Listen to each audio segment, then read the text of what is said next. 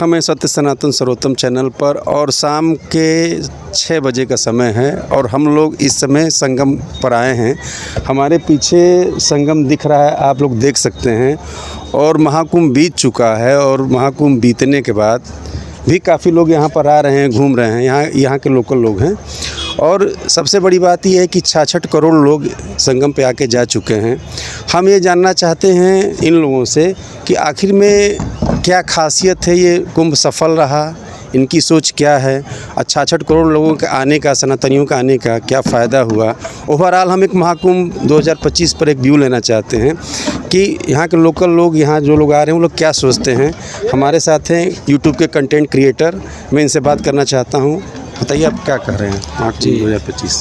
नमस्कार, सबसे पहले तो आप सभी को और सभी को हार्दिक शुभकामनाएं। जी, फ़िलहाल तो कुंभ यहाँ पे संपन्न हो चुका है और हम शहर वासियों के लिए तो एक थोड़ा सा असमंजस की भी स्थिति है, क्योंकि इस माँ गंगा की धरती पर, इस जहाँ पे पवित्र माँ गंगा बहती हैं, हम लोग वहाँ पे हैं और बड़े ही सौभाग्यशाली हैं। लेकिन साथ ही साथ जैसे जो एक माहौल था, जो अभी तक एक भावना चल रही थी, काफ़ी लोग, सनसनी का माहौल था, काफ़ी संख्या में लोग आ रहे थे। और हम शहर वासियों को उस समय तो बड़ा अजीब लगता था कि काफ़ी भीड़ है, लोकल लोगों में निकला नहीं जा रहा है और काफ़ी समस्याएं लगती थी। लेकिन अब वही भीड़ हम लोगों को, जैसे कहते हैं ना, हम लोग याद कर रहे हैं जी। अब बहुत खालीपन मिस कर रहे हैं। बहुत खालीपन हो गया है और यही सब चीज़ें याद आती हैं, एक यादें बन जाती हैं। बाकी कुंभ तो, इस महाकुंभ को क्या ही कहें, मतलब आप सबने देखा सोशल मीडिया के माध्यम से कि ये बहुत सफल रहा। इसमें मेरे ख्याल से कुछ भी ऐसी त्रुटि नहीं होगी। जैसे वही कहते हैं, त्रुटि निकाली जाएगी तो त्रुटियां निकलेंगी, कमियां तो हर चीज़ में निकल सकती। जी बिल्कुल। बाकी तो बहुत अच्छा था, मैंने भी स्नान किया इसमें। जितने भी 4 प्रमुख शाही स्नान थे उसमें अपने माता पिता के साथ, अपने मित्र बंधुओं के साथ आता था। क्या खास रहा कि कुंभ सफल रहा? योजनाएं जो थीं, जैसे अगर मैं बात करूं कि लोग आ रहे थे और आने जाने का जो आवागमन था कहीं ना कहीं सुचारू रूप से था, सफल तो रहा। लेकिन अगर जैसे वही बात है, ग्राउंड लेवल पे कुछ चीज़ें जैसे होता है कि इतने लोग आते हैं तो कुछ ना कुछ कमियां रह जाती हैं। जैसे 30 पांटून पुल बनाए थे, लेकिन कहीं ना कहीं प्रशासन इन सब चीज़ों में भी थोड़ा सा मुझे लगता है फेल्ड हुआ, क्योंकि कहीं ना कहीं 1-2 ही पुल खुले रहते थे हमेशा।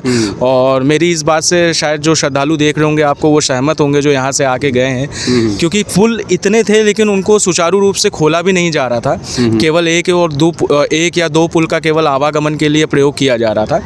यही सारी समस्याएं थी। बाकी जब आप एक बार स्नान कर लेते हैं तो जो ऊर्जा आती है उसके बाद आप सारी चीज़ें भूल जाते हैं। ओवरऑल 40 करोड़ लोगों का मतलब अनुमान था और 66 करोड़ लोग आए। कुछ दिक्कतें तो होती हैं लेकिन इतनी सफलता मिली। जी बिल्कुल। जैसे कहते हैं ना कि अंत भला तो सब भला जी।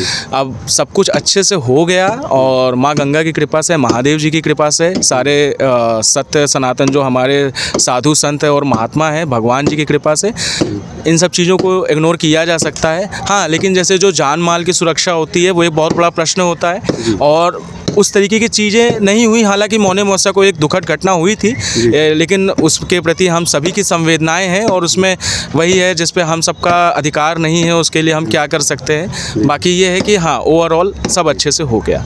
अच्छा, आप मिस कर रहे हैं भीड़ को?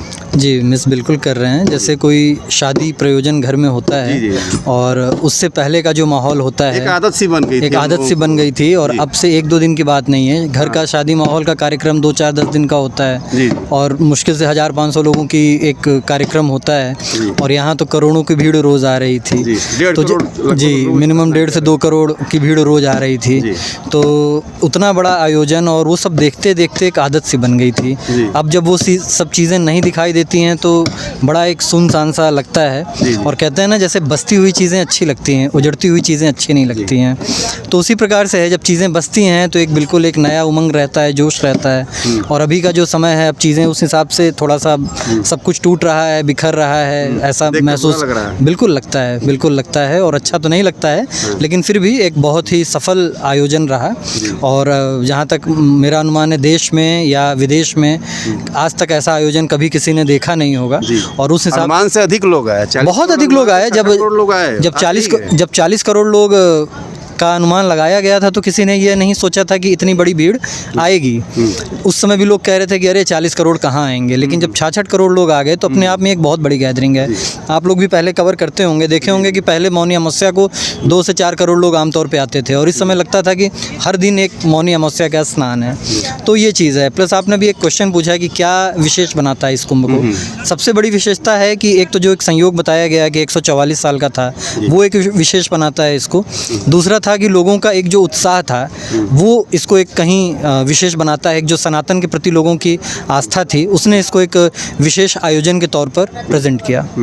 जी। अच्छा, ये जो आयोजन हुआ अभी, जी, इसमें कुछ तकनीकी कमियां भी देखने को मिली। बिल्कुल। देखिए जब इतनी बड़ा अब हाँ जी, तो जैसे कि आपने गौर किया होगा कि हम ट्रेन से आ रहे हैं चाहे बसों से आ रहे हैं तो लगभग 15-15 किलोमीटर दूर जो है वो उनके बनाए गए ठहरने के लिए चाहे रुकने के लिए रैन बसेरा रैन बसेरा की मैं बात नहीं कर रहा हूँ, मैं पार्किंग की बात कर रहा हूँ। अच्छा, ओके। अब तीर्थराज प्रयाग की जो भौगोलिक संरचना है कि चारों तरफ जो पार्किंग बनाई गई, हम लोग तो क्योंकि लोकल हैं यहाँ के, जोशी में देख लीजिए पार्किंग बनी, उधर इस साइड में जो मिर्ज़ापुर से आने की जो पार्किंग थी जी, चाहे अंदावा की तरफ जो आपकी पार्किंग है, चाहे फिर आपकी उधर जो मेला कछार की तरफ पार्किंग है, सारी पार्किंग 15 से 20 किलोमीटर दूर है जी।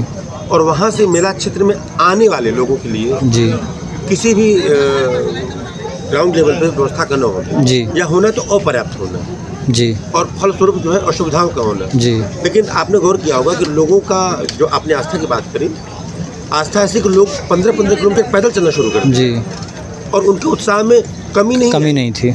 मौनी अमावस्या की घटना का आपने जिक्र किया, उसके बाद भी हमने देखा कि जैसे जैसे दिन मतलब बीतते जा रहे थे, जैसे जैसे महाशिवरात्रि का पर्व नजदीक आता जा रहा था, भीड़ और बढ़ती जा रही थी, वैसे वैसे लोगों का उत्साह और बढ़ता चला जा रहा था। बिल्कुल। तो इन चीज़ों को किस तरह से आप देखते हैं? क्या प्रशासन को उन पार्किंग से यहाँ तक आने की व्यवस्थाओं में और भी सुधार करने? देखिए जैसा कि आपने मेंशन किया कि तकनीकी खामियां थीं, बिल्कुल तकनीकी खामियां थीं और एक जो मुझे समझ में आता है कि कहीं ना कहीं सरकार ने भी 40 से 50 करोड़ का अनुमान किया था और भीड़ 66 करोड़ से भी अधिक आई। तो कहीं ना कहीं एक चीज़ तो थी कि सरकार की अनुमानित जो थी अनुमान थे उससे भी अधिक भीड़ आई। दूसरा हाँ, पार्किंग वाली समस्या थी, लोगों को चलना अधिक पड़ रहा था, ये एक समस्या थी। इसको मैनेज शायद किया जा सकता था ताकि लोगों को थोड़ा सा असुविधा कम होती। बाकी जिस प्रकार से इन्होंने बताया मित्र ने हमारे कि पांटून पुल का जो था उस पर लोगों के आवागमन को थोड़ा और सुगम किया जा सकता था, उसको और अधिक से अधिक खोल के रखना चाहिए था ताकि लोगों को आवागमन में असुविधा ना होती। बिल्कुल आने जाने का जो था लोगों का ट्रैवलिंग वाला और पार्किंग को बहुत दूर कर देना, ये एक कमी थी। मेरे ख्याल से इसको कुछ हद तक किया जा सकता था कि गवर्नमेंट जैसे शटल बसें चला रही थी उसी प्रकार से कुछ जैसे ई रिक्शा को या इस तरह की कोई छोटी गाड़ियों को एक कॉन्ट्रैक्ट के बेसिस पे या जैसे भी अधिक से अधिक चलाना चाहिए था राउंड पर राउंड, ताकि लोगों को कम से कम असुविधा का सामना करना पड़ता, तो शायद उनको कुछ हेल्प मिलती, आने जाना उनको कम पड़ता। अच्छा, इसी में एक चीज़ और मैं जोड़ना चाहूँगा कि जो बुजुर्ग हैं जी, जिनकी अवस्था 60 प्लस की थी, जी। अब जैसे मैं स्पेसिफिकली थोड़ा सा इस क्वेश्चन को करूँ, अगर तीर्थराज प्रयाग का जो सबसे प्रमुख स्टेशन है प्रयागराज जंक्शन, जी, आपने गौर किया होगा कि वहाँ पे खुशरू बाग से होते हुए लोग जा रहे थे, जो जानसनगंज का जो चौराहा है उसको बंद कर दिया गया। मतलब प्रशासन ने अपनी सुविधा के अनुसार जाने वालों के लिए इधर का रास्ता खोला और जिनको जाना है उनके लिए रास्ता क्या कर दिया, घंटाघर होते हुए कालविन से फिर खुशरू बाग तब मतलब ये सारी की सारी जो गुणागणित है लगभग 5-7 किलोमीटर एक्स्ट्रा होती है और निकलने वालों के लिए गेट नंबर 6 से निकाल रहे थे। अब कोई व्यक्ति अगर उतर गया वहाँ से, तो वहाँ से अगर संगम की दूरी हम देख लें तो मोर देन 12 किलोमीटर की पड़ती है। अब युवा तो चलो फिर भी आ जाएं, लेकिन जो बुजुर्ग हैं, जिनको शुगर है, जिनको ब्लड प्रेशर है, जो बहुत ज़्यादा पैदल चल नहीं सकते हैं और प्लस मेला का परिक्षेत्र लगभग कुल मिला के 20 से 22 किलोमीटर का एरिया बनता है, तो क्या आपको नहीं लगता है कि यहाँ आने जाने के लिए कोई स्पेसिफिक साधन मेरा बिल्कुल मानना या कुछ इस तरह की चीज़ें होनी चाहिए थी? बिल्कुल मैं यहाँ पे एक चीज़ कहना चाहूँगा कि जैसे हम देखते हैं कि कहीं पर भी होता है कि महिलाओं के लिए विशेष सुविधा है, बच्चों के लिए है, या जो विशेष प्रकार से 60 प्लस हैं या जिनको कोई हेल्थ प्रॉब्लम है, उनके लिए कुछ स्पेशल जैसे मार्ग आपने कहा पे जहाँ पे ब्लॉक किया हुआ है, तो वहीं से उनको विशेष परिस्थितियों वालों को कुछ ऐसा करना चाहिए था कि उनको कम चलना पड़े और जो युवा हैं जो चलने में समर्थ हैं उनको उस रूट से जाने देते जो लंबा है, क्योंकि उनको थोड़ा कम दिक्कत होगी।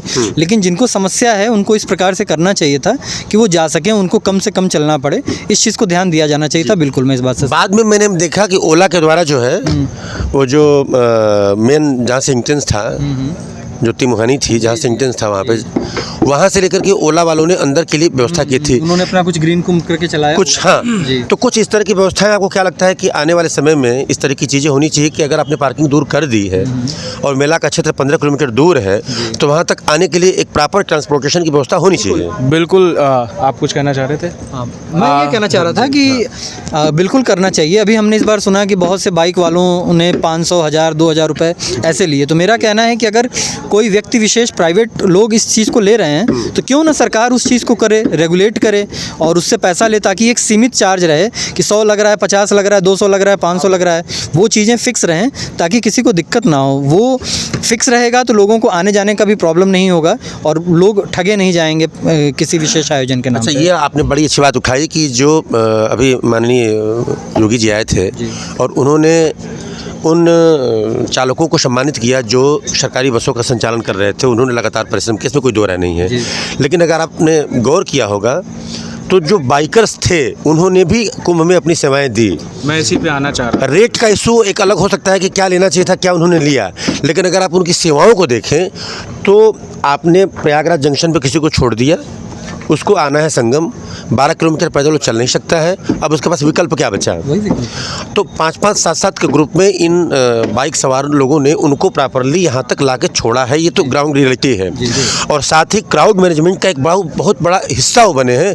भीड़ से स्नान करने के बाद तुरंत लेके निकलना, और ऐसे ऐसे रास्तों से निकले हैं जहाँ से भीड़ नहीं थी, तो उन्होंने बड़ी कुशलता का परिचय देते हुए वहाँ तक लेके आए हैं, स्नान करवाया है, स्नान करवा के लेके गए हैं। तो एक तरह से उन्होंने अपनी सेवाएं दी हैं, इसमें कोई दो राय नहीं है।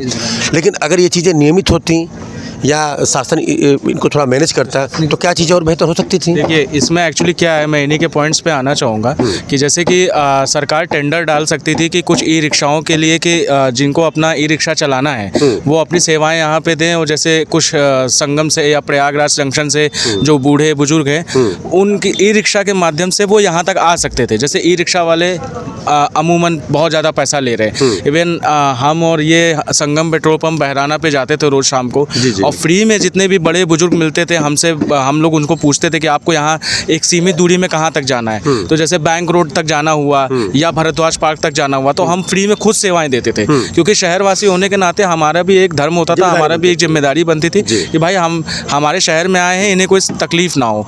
कहीं ना कहीं लोग पैसा ले रहे तो हम और ये फ्री में जाते थे, लोगों के लिए सेवा करते थे, जो कि एक अच्छा कार्य था। और सरकार को भी चाहिए कि ई रिक्शा का टेंडर डाले, जिससे लोग ई रिक्शा को पकड़िए, क्योंकि ये सत्य बात है। मेरे माता पिता के किसी दूसरे शहर में जाएंगे और वो इतना किसी को चलना पड़ेगा जो कि पेशेंट है, तो उनके लिए भी बहुत तकलीफ होगी।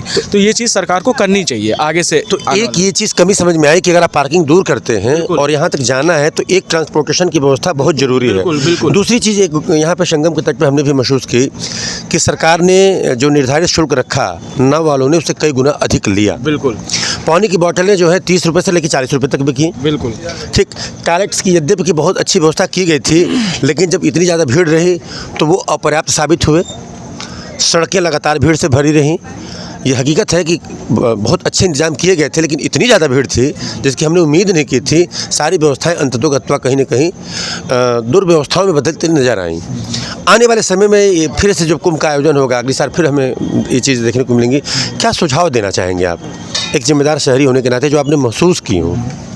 देखिए, सुझाव के तौर पे मेरा यही रहेगा कि जैसे हमने इस बार देखा, देखिए कभी कभी कुछ चीज़ें आपके अनुमान से अप्रत्याशित हो जाती हैं।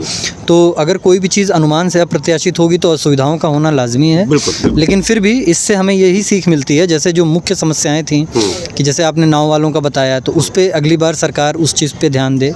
पार्किंग को दूर बना रही है तो आवागमन सुगम करने के लिए क्या किया जा सकता है वो हमने डिस्कस किया, उस पर उस तरीके से कर सकती है। कुल मिलाकर के जो रेगुलेशन है, जो नियामन है, उसको बेहतर करने की आवश्यकता है। इस बार जो कमियाँ रह गई उसको अगली बार सुधारा जाए, इस तरह का प्रशासन का प्रयास होना चाहिए। तो आई थिंक चीज़ें जो हमारी इस बार हमने फेस की, जो समस्याएं फेस की, वो अगली बार नहीं फेस करनी। पांटून पुल जो बने लगभग 30 की संख्या में बने, लेकिन आम जनता को उनसे दूर ही रखा गया है। ये सबसे बड़ी अब इसके पीछे कारण क्या रहा है, कोई प्रशासनिक कारण रहा हो, कोई टेक्निकल कारण रहा हो, तो उसके बीच हम लोग नहीं जानते हैं, लेकिन बने और लोगों ने उसका उपयोग नहीं कर पाए। ये एक बहुत बड़ी तकनीकी खामी रही। जी, ये बिल्कुल तकनीकी खामी रही। इसका कारण कहीं हमें समझ में नहीं आया, ना ही मीडिया के माध्यम से, ना ही प्रशासन के माध्यम से, कि जब हर बार की तुलना में इस बार अधिक पुल बनाए गए और आम जनमानस के लिए ही बनाए गए, तो हम कहते हैं 30 में से 20 पुल भी, 15 पुल भी तो खुलने चाहिए, ताकि आने जाने का लोगों के लिए आसानी हो। लेकिन ये बिल्कुल लेकिन इस बार ये चीज़ें नहीं हुई। ये सबसे बड़ी खामी है, और ये एक तरह से रहस्य ही है कि क्यों नहीं आखिर उनको खोला गया। जी, एक और चीज़ मैं ध्यान आकृष्ट करना चाहूँगा और आपकी इस पर टिप्पणी चाहूँगा।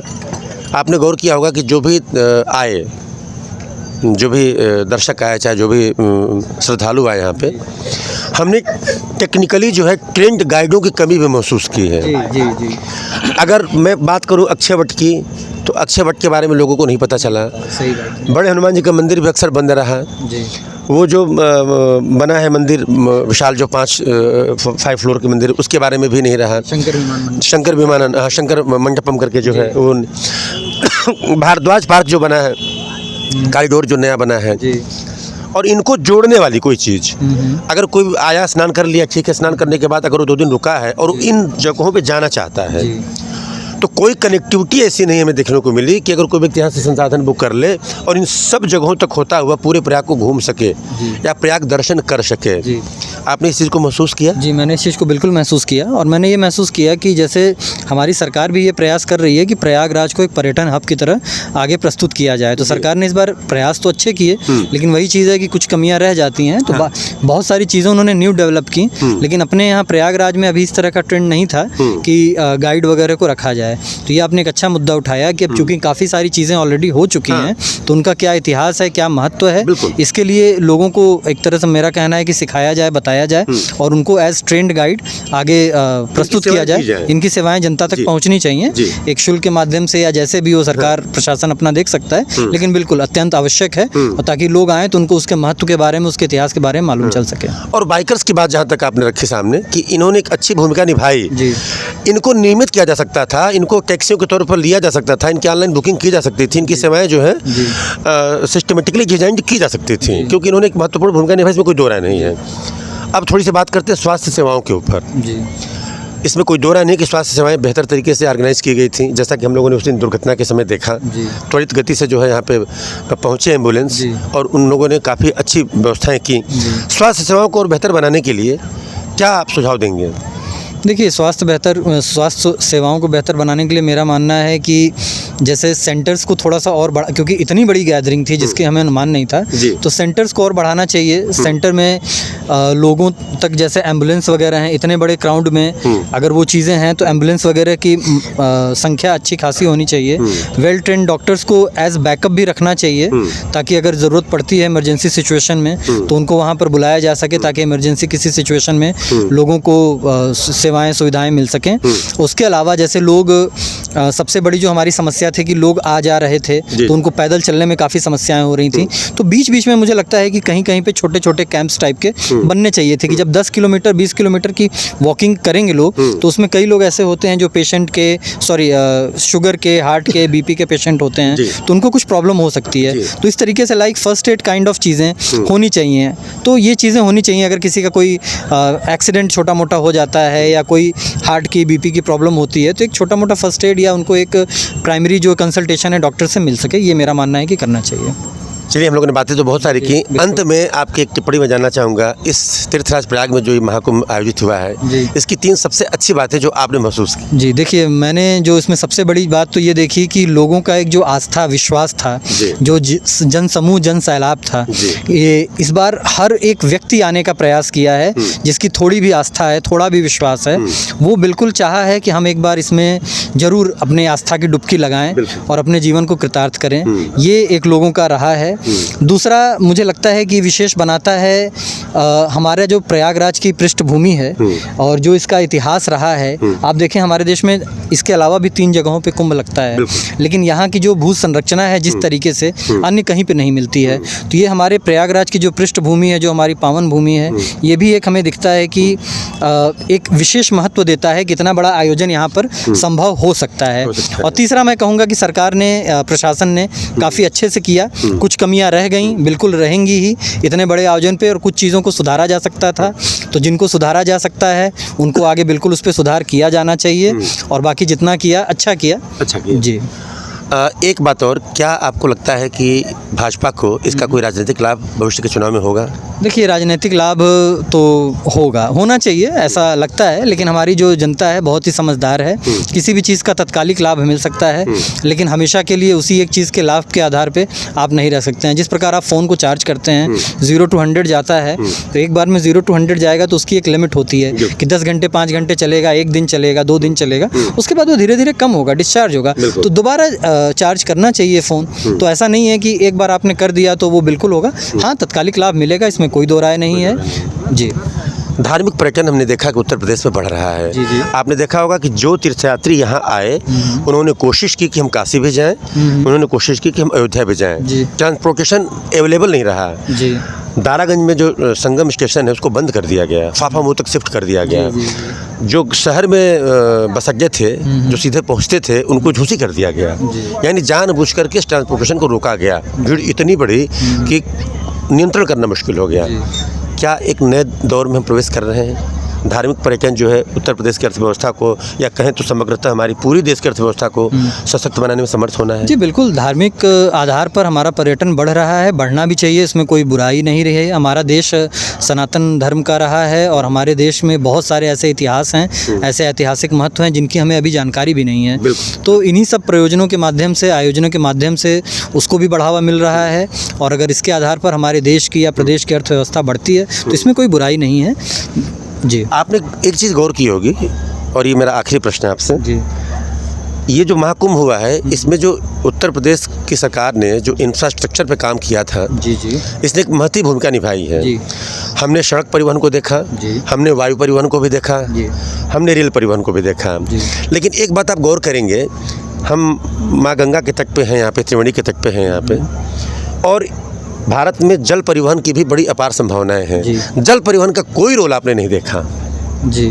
क्या जल परिवहन को अगर हम विकसित कर पाते तो जो यात्री यहाँ से काशी जाना चाहते हैं जी, चाहे जो अयोध्या जाना चाहते हैं, यानी जो जल मार्ग है अगर इनको हम विकसित करने में और समर्थ होते, अगर छोटे छोटे स्टीमर चलाए जाते तो क्या यह भी अपनी एक महत्वपूर्ण भूमिका निभा सकता था? बहुत एक अच्छा मुद्दा उठाया कि अभी इस विषय में तो मैंने खुद भी नहीं सोचा था, और अगर हम इस चीज़ को करते हैं तो इससे कई फायदे होंगे। एक तो सड़कों पे जो दबाव था, जो हमने दबाव महसूस वो अभी वो क्राउड मैनेजमेंट की बात हो रही थी कि क्राउड मैनेजमेंट आखिर हम करें तो कैसे करें, जब अप्रत्याशित तौर पर इतनी भीड़ आ गई और कल्पना करी कि अभी बहुत सारे लोग आने से रह गए। वायु जो सेवाएं हैं वो एक्चुअल में महंगी सेवाएं हैं, सब लोग नहीं ले पाते हैं उसका लाभ, फिर भी पर्याप्त नहीं रही। विदेशों से आने वाले लोगों ने मतलब 10 गुने कीमतों पे भी आने के लिए तैयार थे, लेकिन फिर भी वो आ नहीं पाए क्योंकि अपर्याप्त साबित हुई। इस मामले में जल परिवहन सस्ता, सुलभ और सुरक्षित साबित हो सकता है। क्या इस पर काम करने की ज़रूरत है? जी बिल्कुल, काम किया जा सकता है। इससे 2 लाभ होंगे, जैसा तो हमने डिस्कस किया कि सड़कों पर जो दबाव है वो कम होगा और सरकार का भी आय स्रोत बढ़ेगा, लोगों का भी सुलभ एवं सुरक्षित आवागमन का एक नया साधन मिलेगा और एक नया अनुभव होगा और बहुत अच्छी चीज़ रहेगी। हम जहाँ खड़े हैं जी, ये जल परिवहन के ही अंतर्गत जी बिल्कुल बिल्कुल, जिस प्लेटफॉर्म खड़े हैं, और ये आकर्षण का कारण रहा, आकर्षण का कारण है। पहली बार प्रयागराज में हमने देखा। ये देखिए एक अलग अनुभव है। हम आमतौर पर जो सड़क परिवहन है काफ़ी चलना होता है, वायु परिवहन सबके कॉस्ट में आता नहीं है, लेकिन जो जल परिवहन है अपने आप में एक अनोखा अनुभव होता है और एक सुखद अनुभव होता है, एक सरल अनुभव, मैं कहूँगा सरलता से इसको किया भी जा सकता है और एक अच्छे कॉस्ट पे रूट है। अगर हम काशी और प्रयागराज को देखें, आप देखें सबसे जो पुराना हमारे ख्याल से जो जल परिवहन की आपने बात की, ये जो जल मार्ग है ये सब बहुत पहले से चला आ रहा है, बहुत पुराने समय से चला आ रहा है, तो इसको बिल्कुल विकसित किए जाने की आवश्यकता है। अगर देखा जाए तो मौर्यकालीन से हमें प्रॉपर रूट मिलती है और प्रॉपर चैनल मिलते हैं आने जाने के लिए। हजारों साल पुरानी ये आवागमन का साधन रहा है, इसको बिल्कुल विकसित किया जाना चाहिए और इसका एक अच्छा रोल हो सकता है। बिल्कुल किया और मतलब ये आगे जो पर्यटक के आकर्षण का कारण हो सकता है, बिल्कुल आकर्षण का भी कारण बन सकता है और सरकार का जो एक इनकम होगा वो भी बढ़ेगा, जनता को भी आसानी होगी।